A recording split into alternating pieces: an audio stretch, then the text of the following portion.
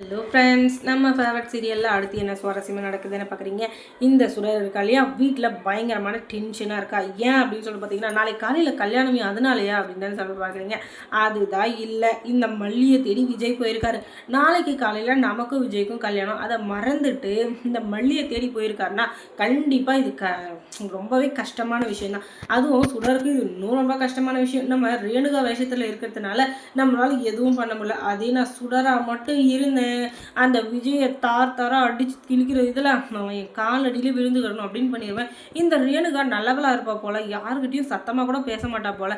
அதனால தான் அவள் விஷயத்தில் இருக்கிறது ரொம்ப கஷ்டமாக இருக்குது சாமி அப்படின்னு சொல்லிட்டு பல்ல கடிச்சிட்டு உட்காந்துட்டு இருக்கா. ஆனாலும் அவளோட எண்ணம் ஃபுல்லாக அங்கே என்ன நடந்திருக்கும் அப்படின்னு சொல்லிட்டு தான் இருக்குது. அவளோட இமேஜினில் மல்லி வந்து விஜய்கிட்ட நீங்கள் அவளை கல்யாணம் பண்ணிக்கக்கூடாது அப்படி இப்படின்னு சொல்லிட்டு எதனா சொல்லியிருப்பா. அதனால் மல்லியும் சரி அப்படின்னு சொல்லியிருப்பான். அதுக்கப்புறம் அவங்க ரெண்டு பேரும் டூயட் பாடியிருப்பாங்க அப்படின்னு சொல்லிட்டு அவள் இமேஜினேஷனில் ஒரு பாட்டு வருது பாருங்க. ஒரு படத்தில் அதான் முந்தானை முடிச்சு படத்தில் பாக்கியராஜும் ஊர்வசியும் ஒரு அவங்க டீச்சரோட ஒரு இது பண்ணுவாங்கள்ல, ஒரு டூயட் சாங் மாதிரி.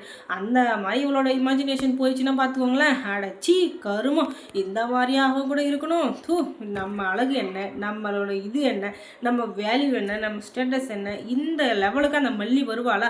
அவளை போய் இந்த மல்லி விஜய் சுற்றி வராரே, கேவலமாக இருக்குது அப்படின்னு சொல்லிட்டு அவள் மனசுக்குள்ளே நினச்சிக்கிட்டு, ஐயோ கடவுளே அப்படி மட்டும் நடக்கவே கூடாது, அப்படி மட்டும் நடக்காமல் இருந்துச்சு உனக்கு 108 தேங்காய் உடைக்கிறேன் அப்படின்னு சொல்லிட்டு பிள்ளையாருக்கு வேண்டிக்கிட்டு அடுத்து என்ன பண்ணலாம் அப்படின்னு சொல்லிட்டு யோசிச்சுட்டு உட்காந்துட்டு இருக்கேன். அங்கே நடந்ததே வேறு. வந்து நிஷா ஒரு பக்கம் சண்டை போட்டுட்டு போக, இன்னொரு பக்கம் மல்லி அதான் நடந்துச்சுன்னு சொல்ல, அது எதையுமே நம்பக்கூடிய இதுலேயும் இல்லை, நம்பாத இதுலேயும் இல்லை விஜய். சரி அது என்னென்ன போட்டோம் அப்படின்னு சொல்லிட்டு பார்த்தா அடுத்த கட்டமாக என்ன நடக்குதுன்னா, சுடருக்கு ஒரு ஃபாரின் கால் ஒன்று வருது. அது என்ன அப்படின்னு சொல்லிட்டு பார்த்தீங்கன்னா, இந்த சுடருடைய உண்மையான ஹஸ்பண்டு. ஐயோ சுடருக்கு கல்யாணம் ஆயிடுச்சோ அப்படின்னு சொல்லிட்டு பார்த்தா அவளும் ஒரு இது தாங்க, இது நம்பிக்கை துரோகம் பண்ணுறதுல ஒன்றா நம்பர் ஆச்சுல்ல, அந்த மாதிரி அந்த சுடரோட ஹஸ்பண்டை வந்து கல்யாணம் பண்ணிவிட்டு அவனை ஃபாரின்லேயே விட்டுட்டு இங்கே வந்துட்டா. இப்போ தான் ரொம்ப நாளுக்கு அப்புறம் விஜயோட ஒய்ஃப் அப்படின்னு சொல்லிட்டு ஆர்டிக்கல்லாம் வந்துச்சு இல்லையா, அதை பார்த்துட்டு இவ என்னடா இங்கே இருக்கா அப்படின்னு சொல்லிட்டு அந்த ஆர்டிக்கலை பார்த்துட்டு அவன் வந்துக்கிட்டு இங்கே வந்து சென்னையில் தான் இருக்கேன் அப்படின்னு சொல்லிட்டு ஃபோன் பண்ணேன். எதுக்காக நீ எனக்கு ஃபோன் பண்ணிகிட்ருக்க, உனக்கும் எனக்கும் எந்த இதுவும் இல்லை, நீங்கள் யாரும் எனக்கு தெரியாது, ஃபோனை வச்சிரும் அப்படின்னோ. ஃபோனை நீ வச்ச இதே செகண்ட் நான் உங்கள் வீட்டுக்கு முன்னாடி இருப்பேன், நான் இங்கே தான் சென்னையில் தான் இருக்கேன், நான் ஃபாரினில் இருக்கேன்னு நினைக்காதோ அப்படின்னதும், ஐயோ ஃபாரின்லேருந்து எப்போ வந்தீங்க அப்படின்னு சொல்லி கேட்க, ஒரு பொண்டாட்டியை பார்க்கறதுக்கு புருஷன் வர்றதுக்கு சொல்லிட்டா வரணும், சர்ப்ரைஸ் கொடுக்கலான்னு பார்த்தாமா என்னை எப்படியெல்லாம் உருக்கி காதலிச்ச, என் பணம் சொத்து பற்றி எல்லாத்தையும் ஆட்டியை போட்டுட்டு என்னை நடுத்தெருவில் விட்டுட்டு வந்துட்டேன். ஆனால் ஏதோ எனக்கு பொழைக்க தெரிஞ்சதுனால அந்த ஊர்லேயே ஒரு டீ கடையில் வேலை பார்த்துட்டு இப்போ சம்பாதிச்சுட்டு இருக்கேன். ஆனாலும் உன்னை சும்மா விடக்கூடாதுடி, பண்ண இதுக்கு உன்னை சும்மாவே விட மாட்டேன் அப்படின்னு சொல்லிட்டு சொல்ல, டேய் நான் சுடருடா, என்னை பற்றி என்ன நினச்சேன், நீ என்ன தான் என்னை ஸ்கெட்சு போட்டு தூக்கணும்னு நினச்சாலும் கண்டிப்பாக உன்னால் என்னை எதுவும் பண்ண முடியாது. ஏன்னா நான் சுடர், என்னால் முடிஞ்சது எல்லாமே உன்னால் முடிஞ்சா நீ பார்த்துக்கூடா அப்படின்னு சொல்லிட்டு ஃபோனை கட் பண்ணிடுறாங்க. ஹீரே அடுத்து என்ன நடக்குதுன்னு பார்ப்பேன் அப்படின்னு சொல்லிட்டு இவர் இருந்துக்கிட்டு ஃபோனை கட் பண்ணிடுறாரு. அதுக்கப்புறம் அவங்க ரெண்டு பேருக்கும் கல்யாணம் நடக்குது.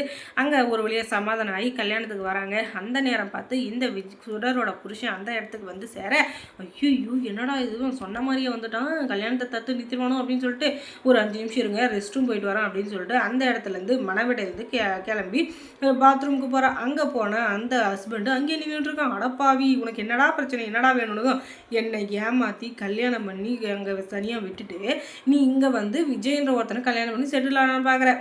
அது எப்படி, இது உனக்கு யோகியசாலியா என்ன, எத்தனை பேரை ஏமாற்றி எத்தனை பேரை போதகுதியில் தள்ளி எத்தனை பேரை வந்து பச்சுவந்தி மாதிரி நோண்டி அவங்களோட இது வந்து சுரண்டிருப்பேன். ஆனால் இப்போ நீ நிறமாறின பச்சுவந்தி தான். இப்போ இருக்கிற சூழ்நிலையில் நீ இதே இடத்துல செட்டில் ஆகணும்னு நினைக்கிற, அது நல்லது தான். ஆனால் நீ ஏமாத்தன எனக்கு என்ன இது சொல்ல போகிற, உன்னால் கஷ்டப்பட்டவங்க ஒருத்தர் 2 பேர் இல்லை, ஆயிரக்கணக்கான பேர், அவங்களுக்கு என்ன பதில் சொல்ல போகிற அப்படின்னு சொன்னோம். இந்த நியாயம் தர்மம் அநியாயம் அதை பற்றி நீ பேசாத சரியா, நீயும் ஒரு ஃப்ராடு தான். ஆனால் நீ என்னை கல்யாணத்துக்கு பண்ணதுக்கு அப்புறம் கொஞ்சம் திருந்தி வாழ்ந்துட்டு அவ்வளோதான், மற்றபடி உனக்கும் எனக்கு எந்த வித்தியாசமும் இல்லை அப்படின்னு சொன்னோம்.